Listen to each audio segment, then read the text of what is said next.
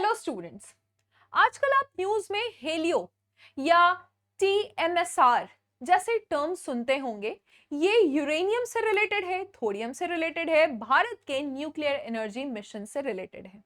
तो आज इस सेशन में हम जानेंगे कि आखिर क्या है हमारा 3 स्टेज न्यूक्लियर एनर्जी मिशन, कितना एलोकेशन हम कर रहे हैं बजट में इसके ऊपर, साथ ही साथ मिशन के टारगेट क्या है और क्यों भारत के पास एक पोटेंशियल है जहां पे वो थोरियम पे डिपेंड होकर आत्मनिर्भर एनर्जी की तरफ बढ़ सकता है और हमें और ज्यादा यूरेनियम को इंपोर्ट नहीं करवाना होगा। आज के इंडियन एक्सप्रेस में आप ये टॉपिक देखेंगे जो कि former chairman of department of atomic energy के द्वारा लिखा गया एक आर्टिकल है। साथ ही साथ आपने अप्रैल के माह में पीआईबी का ये न्यूज भी जाना होगा। आज हम इन दोनों न्यूज को डिकोड भी करेंगे और साथ ही साथ हमारे एग्जाम के पर्सपेक्टिव से क्या इंपॉर्टेंट है वो भी समझेंगे। फर्स्ट ऑफ ऑल आप ये जाने कि व्हाट आर द डेटाज। हमारे पास जो न्यूक्लियर एनर्जी है वो 3% भारत के टोटल इलेक्ट्रिसिटी जनरेशन में कंट्रीब्यूट करती है। तो हमारा इलेक्ट्रिसिटी जनरेशन, क्योंकि आपको पता है कि इलेक्ट्रिसिटी डिमांड बढ़ता जा रहा है, इसमें न्यूक्लियर एनर्जी का कंट्रीब्यूशन क्या है, तो ये अप्रोक्सीमेटली 3% हमको मिलता है न्यूक्लियर एनर्जी से, राइट। अब धीरे धीरे हमको इसको इंक्रीज करना है because we are moving towards cleaner form of energy. और हमारे पास एक गिफ्ट भी है कि थोरियम वर्ल्ड का 25% जो ग्लोबल रिजर्व है थोरियम का वो भारत में है, राइट। तो अगर हमारे पास कुछ ऐसी टेक्नोलॉजी है जिससे हम थोरियम से एनर्जी प्रोड्यूस कर सकेंगे तो वो हमारे लिए काफी ज्यादा लाभदायक होगा, क्योंकि प्रॉब्लम है यूरेनियम में। यूरेनियम से अभी तक हमारे पास जो भी प्लांट्स हैं वो ज्यादातर यूरेनियम से एनर्जी प्रोड्यूस कर रहे हैं और हम 70% यूरेनियम को इंपोर्ट करते हैं। 70% हम यूरेनियम को इंपोर्ट करते हैं। तो आपको समझ में आ रहा है अभी के टाइम में जब जियोपॉलिटिकल टेंशन है तो हम फ्यूल के लिए वर्ल्ड लेवल पे डिपेंड नहीं हो सकते हैं, इंपोर्ट पे डिपेंड नहीं हो सकते हैं। हमारा कैपेसिटी या हमारा जो टारगेट है वो कहता है कि 100 गीगावाट एनर्जी हमको निकालना है 2047 तक। ये कहां से? तो ये न्यूक्लियर एनर्जी से, बिकॉज वी वांट कि 2070 तक हम नेट जीरो हो जाए, net zero in terms of carbon emission, कि हमारा एनर्जी जितना ज्यादा क्लीन रहेगा कार्बन एमिशन उतना कम होगा। ये सारे डेटा आपको ध्यान रखने हैं। साथ ही साथ एक चीज और याद रखिएगा कि अभी के टाइम में हमारे पास 19 प्रेशराइज्ड हेवी वाटर रिएक्टर्स हैं। 19 प्रेशराइज्ड हेवी वाटर रिएक्टर्स हैं। इसके बारे में अभी हम बात करेंगे कि ये क्या होता है heavy water reactor. We are having 19 जो कि बैकबोन है हमारे करंट कैपेसिटी का। तो फर्स्ट ऑफ ऑल हम पीआईबी की न्यूज को समझना चाहेंगे कि ये पीआईबी के न्यूज में बताया क्या गया था। 6 अप्रैल 2026, 6 अप्रैल 2026, यहां पे आप देख सकते हैं कि indigenously build 500 megawatt fast breeder reactor, यानी कि हम यहां पे बात कर रहे हैं फास्ट ब्रीडर रिएक्टर की। और ये कहां पे बना? ये कल्पाकम में बना। कल्पाकम कहां है? ये है तमिलनाडु में। अब इस बात पे ध्यान दीजिएगा कि ये जो हमारा प्रोटोटाइप फास्ट ब्रीडर रिएक्टर है, ये जो प्रोटोटाइप फास्ट ब्रीडर रिएक्टर है इसको हमने थोरियम के थ्रू चलाया है। ये जो चलाया गया है ये थोरियम से चल रहा है और ऐसा करने वाला भारत सेकंड कंट्री है आफ्टर रशिया। दैट मीन्स कि India will become the only second country in the world after Russia to operate a commercial fast breeder reactor. और ये कहां पे चलाया गया है? तो ये चलाया गया है कल्पाकम में। ये किसके द्वारा चलाया गया है? यहाँ पे आप देख सकते हैं भावनी के द्वारा चलाया गया है। भावनी का मतलब होता है भारतीय नाभिकीय विद्युत निगम लिमिटेड। और इसका पूरा जो न्यूक्लियर कॉम्प्लेक्स है ये कल्पाकम में है, राइट। अब इसके लिए आपने प्रोटोटाइप फास्ट ब्रीडर रिएक्टर का नाम सुना। पहले आपको पता होना चाहिए कि what is the 3 stage nuclear plant of India. जब हम 3 stage nuclear plant of India की बात करते हैं तो वो क्या है, right? Okay, so first of all, right, तो सबसे पहले हम देखेंगे फर्स्ट स्टेज क्या है। What is first stage? Bharat अब इससे ऊपर उठ चुका है क्योंकि हम सेकेंड स्टेज प्रोटोटाइप रिएक्टर में आ चुके हैं। पहले स्टेज में क्या होता है कि इसका एजेंडा है इलेक्ट्रिसिटी प्रोड्यूस करना और व्हाइल प्रोड्यूसिंग प्लूटोनियम। तो हमारे पास जो फ्यूल रहेगा, हमारे पास जो फ्यूल है वो यूरेनियम 238 है। अब यूरेनियम 238 का इस्तेमाल किया गया है और इससे निकाला गया है प्लूटोनियम जो कि है 239, ये मास नंबर है, और प्लस यहाँ एनर्जी प्रोड्यूस हो रहा है। दैट मीन्स कि इससे हम इलेक्ट्रिसिटी जनरेट कर रहे हैं। ये सब कुछ जो है ये हेवी वाटर रिएक्टर्स में होता है। तो हेवी वाटर रिएक्टर में ये होता है। हेवी वाटर का मतलब क्या होता है? नॉर्मल पानी H2O होता है, हेवी वाटर D2O होता है। यानी हम ड्यूटेरियम का इस्तेमाल कर रहे हैं जो कि एक आइसोटोप है, आइसोटोप ऑफ हाइड्रोजन।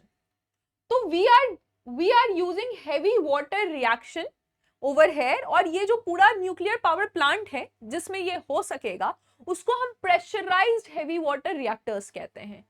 तो ये कहां पे हो पाएगा? ये प्रेशराइज्ड हेवी वाटर रिएक्टर में हो सकेगा, राइट? बस पी का मतलब यहाँ पे प्रेशराइज्ड। ये फर्स्ट स्टेज होता है जिसमें हमारे पास क्या निकला है? हमारे पास प्लूटोनियम निकला है। भारत के पास ऑलरेडी 18 ऐसे प्रेशराइज्ड हेवी वाटर रिएक्टर्स हैं। अब हमारे पास क्या है? अब हमने कल्पाकम में प्रोटोटाइप फास्ट ब्रीडर रिएक्टर देखा जो कि हमारा 19th है, राइट? तो हम देखेंगे सेकेंड स्टेज में क्या हुआ है कि अब हमारे pass prototype fast breeder reactor है, फास्ट ब्रीडर रिएक्टर है, राइट? तो जब हम प्रोटोटाइप फास्ट ब्रीडर रिएक्टर को देखेंगे तो इसका मतलब कि हम प्लूटोनियम को एज अ फ्यूल यूज कर रहे हैं। यहाँ पे हमारा फ्यूल क्या हो जाएगा? प्लूटोनियम 239 हमारा ये फ्यूल है। We are using plutonium over here. और साथ में जो हमारे पास ये यूरेनियम 238 था, तो यूरेनियम 238 का भी इसमें इस्तेमाल किया जाएगा। समझ लीजिएगा। तो फास्ट ब्रीडर रिएक्टर का यहां पर हम यूज कैसे कर रहे हैं कि प्लूटोनियम को हमने जो फर्स्ट स्टेज में हमने प्लूटोनियम जनरेट किया है उसका यहां कंजम्पशन हो रहा है। और ये रिएक्टर क्या करेगा कि फर्टाइल जो ऑलरेडी हमारे पास यूरेनियम 238 है उसके साथ मिलाकर हम इसमें एक रिएक्शन पैदा कर रहे हैं जो कि अभी कल्पाकम तमिलनाडु में ये हमको देखने को मिल रहा है, राइट? अब इससे थोरियम निकलेगा, ठीक है? तो इससे वी आर सीइंग कि थोरियम 238 मतलब थोरियम 232 यहां से ये निकल रहा है। तो ये जो रिएक्शन है ये प्रोटोटाइप फास्ट ब्रीडर रिएक्शन है। थोरियम के बारे में एक बात जान लीजिएगा कि ये एक फिजिबल मटेरियल नहीं है। इसका मतलब है कि it can not undergo fission, ये टूटेगा नहीं एनर्जी को प्रोड्यूस करने के लिए। इंस्टेड यहां पे क्या करना पड़ेगा कि एक ट्रांसम्यूट करना पड़ेगा, इसको यूरेनियम 233 के साथ मिलाना पड़ेगा ताकि इसका रिएक्शन हो और तब जाके यूरेनियम 235 निकल सकता है। तो ये सेकेंड स्टेज है। थर्ड स्टेज में हम पूरी तरह से थोरियम का इस्तेमाल करेंगे क्योंकि हमारे पास दुनिया भर का 25% थोरियम है, तो हम थोरियम का इस्तेमाल करेंगे। यानी ये थोरियम रिएक्शंस की बात हो रही है, ये थोरियम साइकिल की बात हो रही है।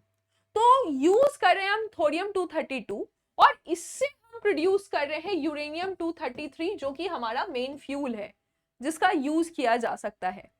अब ये सारा जो रिएक्शन है ये एडवांस्ड हेवी वाटर रिएक्शन में होगा, एडवांस्ड हेवी वाटर रिएक्टर, ठीक है?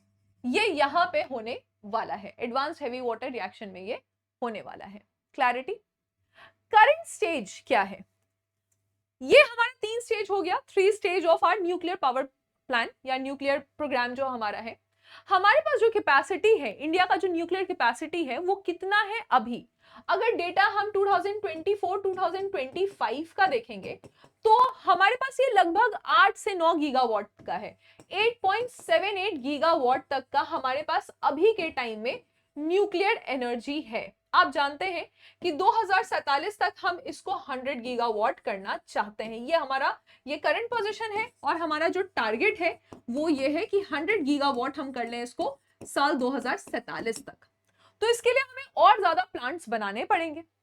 साथ ही साथ हमको ये बात ध्यान रखना है कि जो भी प्लांट्स बनेंगे वो ज्यादा यूज ऑफ फ्यूल थोडियम का कर सके, राइट? तो वो ज्यादा यूज ऑफ फ्यूल थोडियम का कर सके ताकि हमारा कैपेसिटी बढ़े। अभी रिसेंटली जो हम रीच कर सकते हैं, जो प्रोजेक्टेड रीच कहा जा रहा है, वो ये है कि 22.38 गीगावाट हम रीच कर सके 2031-32 तक।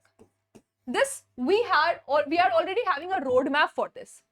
इसके लिए अलग अलग इंटरनेशनल कोऑपरेशंस भी किए जा रहे हैं। आप जानते हैं कि 18 अलग अलग कंट्रीज के साथ हमने सिविल न्यूक्लियर कोऑपरेशन साइन किया है। कभी कभी यूपीएससी ऐसे क्वेश्चंस पूछती है कि कितने कंट्रीज के साथ साइन किया है। क्योंकि ये पीआईबी में आया था तो हो सकता है कि आपके एग्जाम में आ जाए कि we have already signed civil nuclear agreements, और ये न्यूक्लियर एग्रीमेंट्स हमने अभी तक 18 देशों के साथ साइन किया हुआ है ताकि आगे प्लांट्स हम बनाएंगे, जो प्रोग्राम्स हम बनाएंगे, उसमें हमको फायदा हो। इसके अलावा आप जानते हैं कि हाल ही में एक शांति एक्ट को भी लाया गया है, शांति एक्ट 2025। इस पे बहुत सारा बात भी हुआ, कंट्रोवर्सी भी हुआ। शांति एक्ट क्या करेगा? ये सस्टेनेबल हार्नेसिंग है, सस्टेनेबल हार्नेसिंग, और हम क्या करेंगे साथ में एडवांसमेंट ऑफ न्यूक्लियर एनर्जी, ताकि हम इंडिया को ट्रांसफॉर्म कर सके। तो इसका फुल फॉर्म आपको पता होना चाहिए। इसका मतलब क्या है कि सस्टेनेबल हम हार्नेसिंग कर रहे हैं, सस्टेनेबल हम हार्नेसिंग कर रहे हैं, और किस चीज का?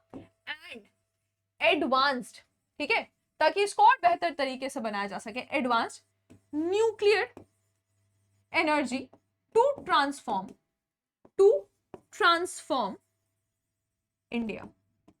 ये शांति एक्ट है जिसमें हम प्राइवेट सेक्टर्स को भी लेकर आ रहे हैं, लेकिन पूरा लायबिलिटी जो है वो केंद्र सरकार के पास रहेगा, और ज्यादा से ज्यादा इन्वेस्टमेंट को यहां पे प्रमोट किया जाएगा, राइट? तो एस्टिमेशन फिर से वही आती है कि जब भी हम न्यूक्लियर पावर प्लांट की बात करेंगे तो वी आर मूविंग टूवर्ड्स कि हमको थोडियम का मॉल्टन सॉल्ट रिएक्टर्स चाहिए, या हमको कौन सा थोडियम चाहिए? तो हमारे लिए ज्यादा फिजिबल रहेगा कि हम हेलियो के साथ जाएं, जो हाई एशे लो इनरिच यूरेनियम्स हैं।